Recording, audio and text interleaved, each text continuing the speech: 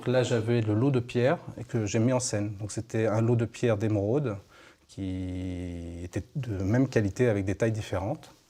Des parures d'émeraude, une broche sertie d'une topaze impériale.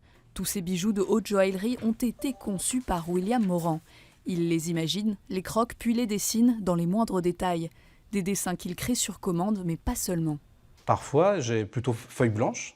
Et là, c'est mon inspiration propre et je dessine ce qui me semble le plus adapté à la marque, toujours en respectant l'ADN de la marque. Généralement, un bijou que je dessine pour une marque ou une autre marque ne peuvent pas se ressembler. Une fois le dessin validé, William suit toutes les étapes de la fabrication et apporte parfois des modifications. Un suivi rendu possible par son parcours original.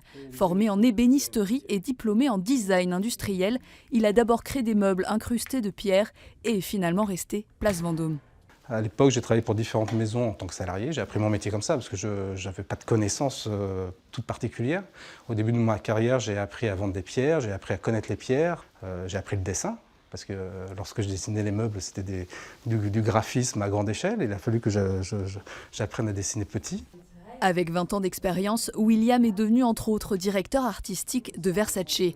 Mais ce qui l'intéresse avant tout, c'est de créer, notamment des pièces uniques comme cette bague. Faire du sur-mesure pour les particuliers, c'est d'ailleurs ce qu'il compte proposer bientôt dans son atelier. Ça peut être une toute petite chose, ou remonter une pierre de famille, jusqu'à proposer des pierres extraordinaires, faire des compositions extraordinaires.